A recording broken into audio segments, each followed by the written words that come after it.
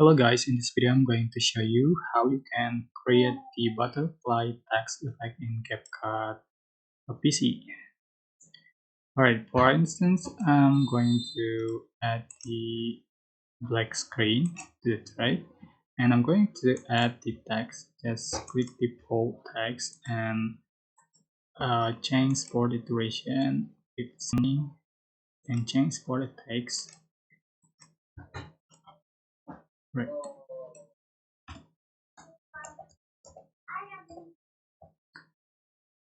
Right. Resize and change for the font style. Change for the color.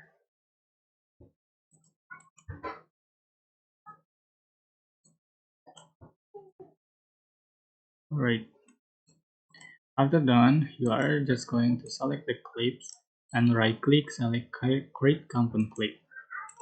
Go to effect and select the butterflies so you can add the effect that you like. For example, select this one and you can see this is the final result you have on your video.